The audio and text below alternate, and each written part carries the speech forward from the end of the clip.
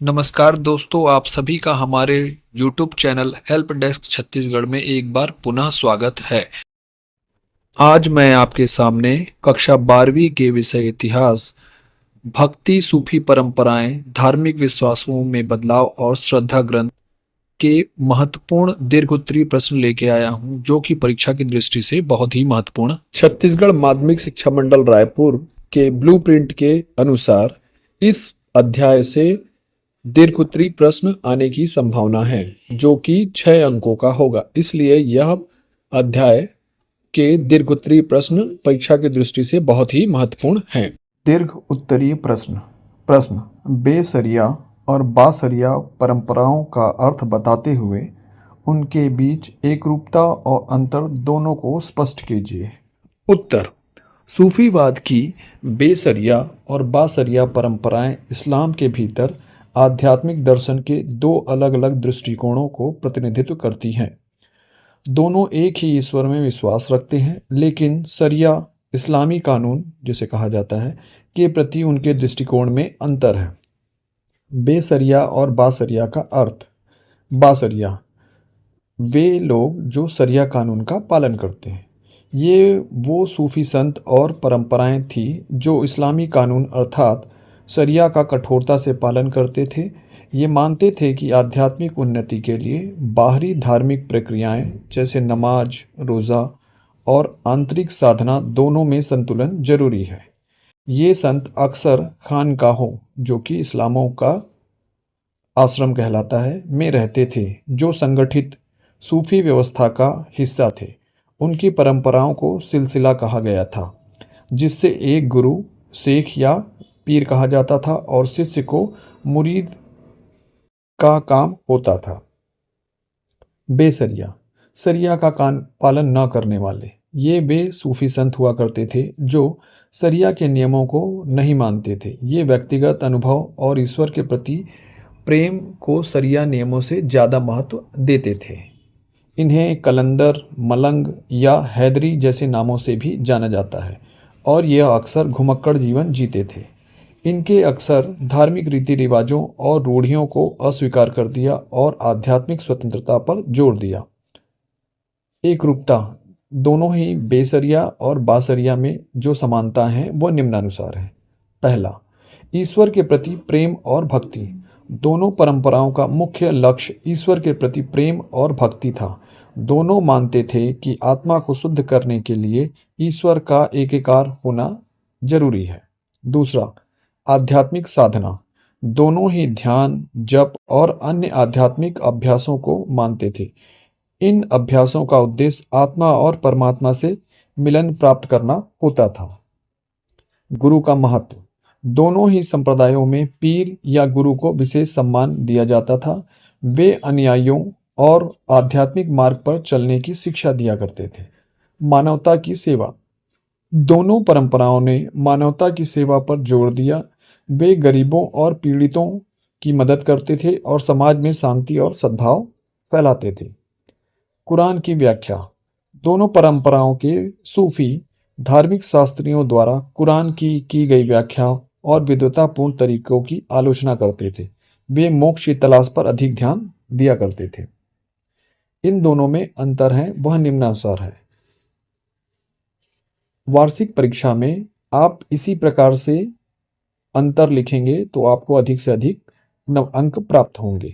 क्रमांक: अंतर का आधार बासरिया, बेसरिया। क्रमांक 1, अंतर का आधार सरिया का पालन। बासरिया के अंतर्गत ये इस्लामी कानून जिसे सरिया कहा जाता है का सख्ती से पालन करते थे और उसे अपने आध्यात्मिक यात्रा का हिस्सा मानते थे। बेसरिया ये सरिया के औपचारिक नियमों से बंधे हुए नहीं थे और व्यक्तिगत आध्यात्मिक अनुभव को ज़्यादा महत्व देते थे। अर्थात बेसरिया वाले लोग सरिया के कानूनों का पालन नहीं करते थे। दूसरा, संगठन। यह संगठित सिलसिला का हिस्सा थे और खानकाहों में रहते थे, अर्थात आश्रमों में रहा करते थे, जिसे चिश्ती और सुहारवर्दी। ये अक्सर स्वतंत्र और घुमक्कड़ संत होते थे जो किसी खानका या संगठित व्यवस्था से जुड़े हुए नहीं थे। अंतर का तीसरा आधार अनुशासन। यहाँ अनुशासन और गुरु शिष्य परंपरा का पालन होता था। खानकाहों में जीवन एक निश्चित व्यवस्था की तहत चलता था। बेसरिया के अंतर्गत इसमें का अनुशासन की सीमाएं कम थी। संत और अनुयायियों के बीच में व्यक्तिगत और आध्यात्मिक संबंध अधिक महत्वपूर्ण हुआ करते थे। चौथा, अंतर का आधार जीवन शैली। बासरिया के अंतर्गत जीवन शैली अपेक्षाकृत अधिक संरक्षित और पारंपरिक थी, जो सरिया के सिद्धांतों पर आधारित थी। बेसरिया के अंतर्गत इनकी जीवन शैली ज्यादातर तपस्वी और गैर पारंपरिक हुआ करती थी। वे अक्सर कठोर तपस्या करते थे और सामान्य धार्मिक रीति रिवाजों से परे होते थे। अगला प्रश्न, कबीर आठवीं गुरु नानक के उपदेशों का वर्णन कीजिए। कबीर और गुरु नानक दोनों ही 15वीं और 16वीं शताब्दी के महान संत थे, जिन्होंने भक्ति आंदोलन में महत्वपूर्ण भूमिका निभाई। उनके उपदेशों ने समाज के धार्मिक आडंबरों और अंधविश्वासों को चुनौती दी। उनके मुख्य उद्देश्यों का वर्णन निम्नानुसार है। कबीर के मुख्य उपदेश। पहला, एक निराकार ईश्वर। कबीर ने एक निराकार, अदृश्य और सर्वव्यापी ईश्वर में विश्वास किया। उन्होंने ईश्वर को अल्लाह, राम जैसे नामों से पुकारते हुए बताया कि सभी नाम एक ही परम सत्य को दर्शाते हैं। दूसरा, कर्म कांडों और आडंबरों का खंडन। कबीर ने मूर्ति पूजा, तीर्थ यात्रा, रोजा और नमाज जैसे बाहरी धार्मिक अंधविश्वासों की कड़ी आलोचना की। उन्होंने इस बात पर जोर दिया कि इन बाहरी दिखावों की बजाय सच्ची भक्ति और आंतरिक शुद्धि से ही ईश्वर की प्राप्ति की जा सकती है। तीसरा, जातिवाद का विरोध। कबीर ने जातिवाद और सामाजिक भेदभाव की निंदा की। उन्होंने बताया कि सभी मनुष्य समान हैं और कोई भी व्यक्ति जन्म से नहीं बल्कि अपने कर्मों से महान बनता है। चौथा, गुरु का महत्व। कबीर ने गुरु को ज्ञान और मोक्ष का मार्ग दिखाने वाला बताया। उनके अनुसार गुरु ही वह व्यक्ति है जो अज्ञानता को दूर कर ईश्वर के दर्शन करा सकता है। पांचवा, ईश्वर का वास हृदय में। कबीर ने ईश्वर को मंदिर, मस्जिदों या अन्य धार्मिक स्थलों में नहीं बल्कि हर व्यक्ति के हृदय में खोजने को कहा। प्रेम और सहिष्णुता। उन्होंने सभी धर्मों के लोगों को आपस में प्रेम और भाईचारा से रहने की प्रेरणा दी। गुरु नानक के मुख्य उपदेश। गुरु नानक सिख धर्म के संस्थापक थे। उनके उपदेशों का संकलन सिखों के पवित्र ग्रंथ गुरु ग्रंथ साहिब में मिलता है। उनके उपदेश निम्नानुसार है। पहला, एक ईश्वर की अवधारणा।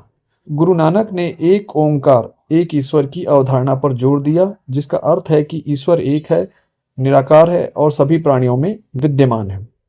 दूसरा, तीन प्रमुख सिद्धांत। गुरु नानक ने एक आदर्श जीवन जीने के लिए 3 सिद्धांतों पर जोर दिया।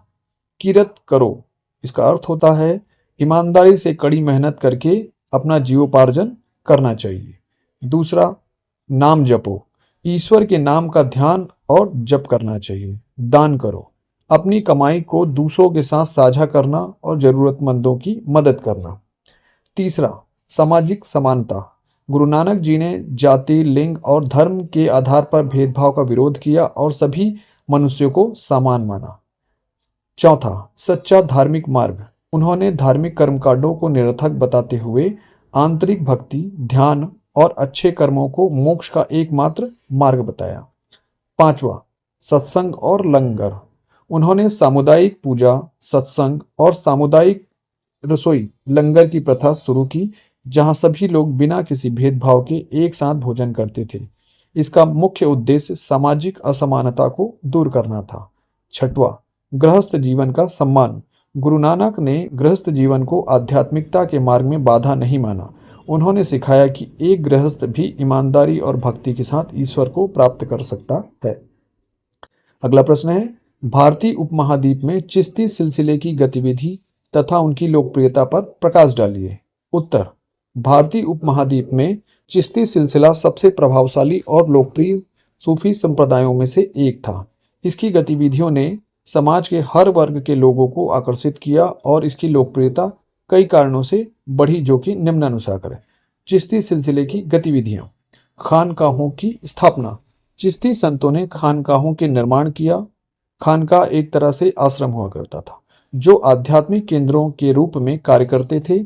ये केंद्र सामाजिक और आध्यात्मिक गतिविधियों के प्रमुख स्थान हुआ करते थे, जहां लोग मार्गदर्शन और आध्यात्मिक ज्ञान के लिए आते थे।